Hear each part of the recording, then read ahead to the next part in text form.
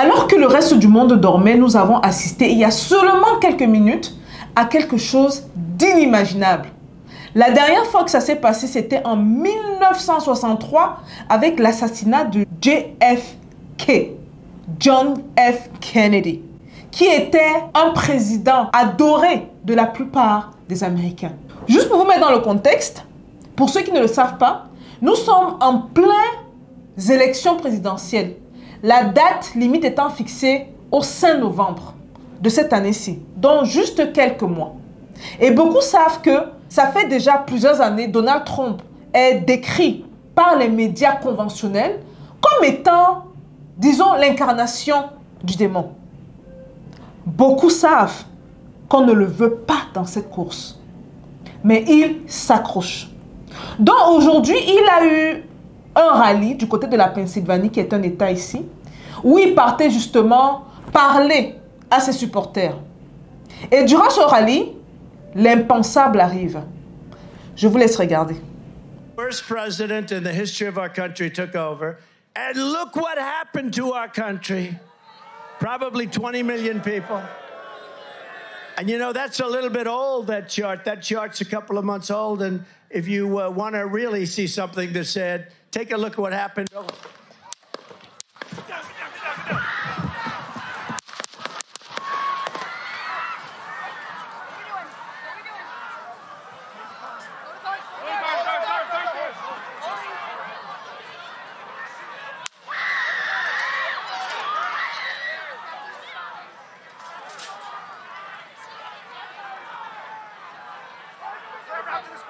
Move his spear. Hold. When you're ready. On you.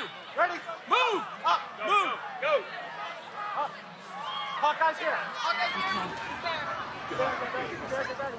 We ready?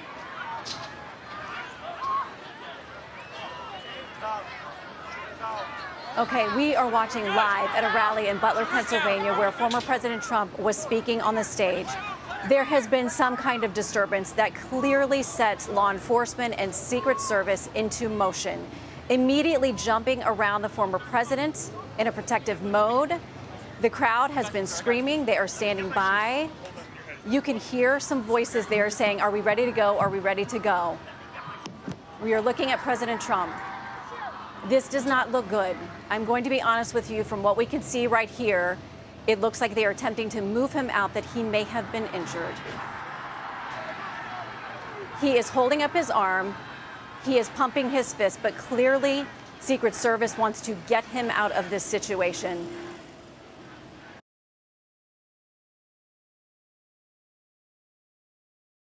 D'après les rapports sortis à date, le public aurait entendu des coups de feu, entre 5 et 7 coups de feu. Comme vous l'avez sûrement vu, il y a une balle qui a perforé l'oreille de Trump. Vous avez vu le mouvement, il a fait ça et il s'est caché aussitôt.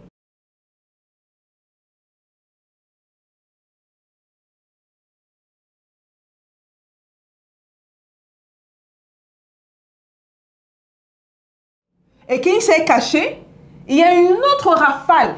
Parce qu'il a fallu qu'on suive sur plusieurs médias. Quand on suit la nouvelle sur Fox, on entend les rafales. Après, on entend.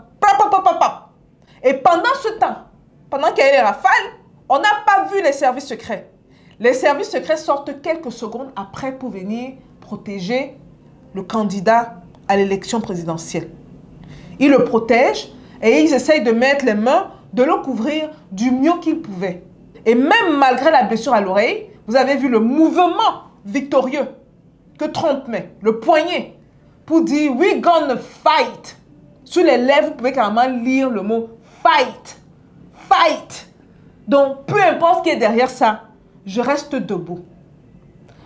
Maintenant, ayant dit ça, il y a plusieurs versions derrière. Des versions qui pensent que ce serait apparemment Trump qui est derrière cette mise en scène qui, je le rappelle, a vu un mort. On a enregistré à date un mort et une femme blessée. Vous vous rappelez que la balle ne l'a pas touché. La balle a traversé son oreille, mais pas juste. En plus, on a entendu plusieurs coups de feu en même temps. Avec quelqu'un une arme dirigée vers quelqu'un, ayant une foule derrière lui, vous imaginez, le pire aurait pu arriver. Et même, qu'est-ce que je dis, le pire est arrivé. Donc beaucoup disent que, et pensent que, c'est lui qui est derrière ça. Vous savez que c'est un as du marketing. Durant les élections précédentes, chaque fois que sa cote baissait, il trouvait toujours un moyen de revenir en surface. Et ça reste un homme d'affaires dont il sait vendre. D'autres qui disent que c'est sûrement ceux qui ne l'aiment pas, ceux qui pilotent les médias, ceux qui, justement, le décrivent comme étant un cochon, une bête, un voirien. Et qu'il faut qu'il parte de cette course parce que, étant probablement, potentiellement le futur président, il se peut que ces derniers viennent mettre leur plan à l'eau. Où est la vérité? Les gars, franchement, moi, tout ce que je vois dans ça, ce sont des morts. Des gens qui sont allés supporter leur candidat. Et ils finissent dans le cercueil. Est-ce que, justement, la personne qui a tiré vers lui l'a fait de manière indépendante? C'est aussi une possibilité. Est-ce que c'est un passionné, un anti-Trump qui a voulu se débarrasser de lui? Si c'est le cas, est-ce que c'est la meilleure manière de résoudre ces problèmes? Prendre une arme? Bienvenue aux États-Unis. On achète des armes dans certains États, comme on va à la boulangerie, on achète le pain. Ce sont les réalités de ce pays-ci. Si c'était donc un indépendant qui a pris cette décision-là, est-ce que c'est donc la meilleure manière de résoudre les problèmes qu'on a avec quelqu'un? Qu'en est-il de freedom of speech, le droit de la parole, le droit de donner son opinion? À moins que ce dernier, justement, entrave les plans de certaines personnes. Et un autre détail très important, je vous laisserai sur ce détail-là.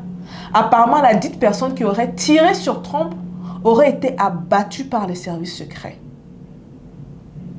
Est-ce que la chose à faire dans ce genre bien précis ne serait pas justement peut-être de le blesser, peut-être de le capturer, pour qu'on en apprenne plus sur l'histoire, pour qu'on sache qui est derrière cette tentative?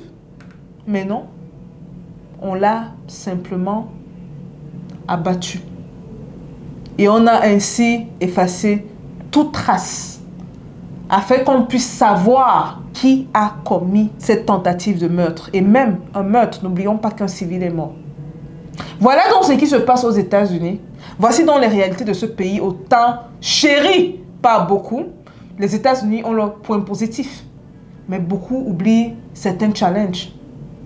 Un pays où les gens ne peuvent plus s'exprimer, un pays où on est prêt à mettre un être humain sous terre parce qu'il faut une version principale et d'autres personnes qui n'ont pas le droit de parler, n'ont pas le droit d'avoir leurs opinions, doivent se taire.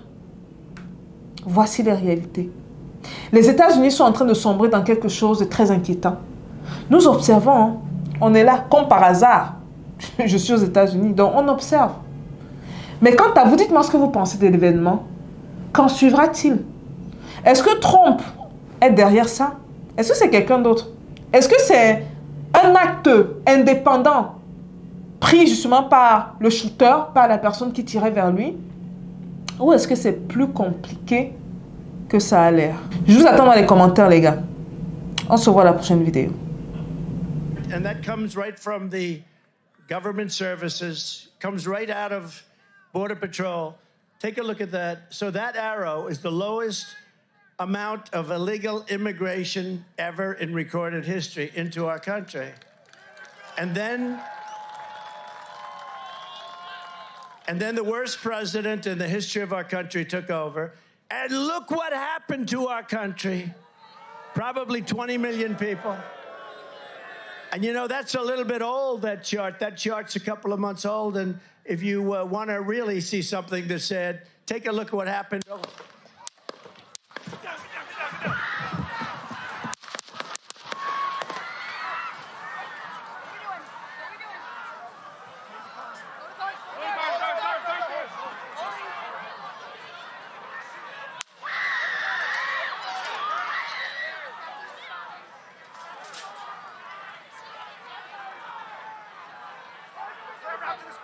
Move to spare. Hold. When you're ready. On you. Ready. Move. Up. Move. Go. Up. Hawkeye's here. Okay. We ready?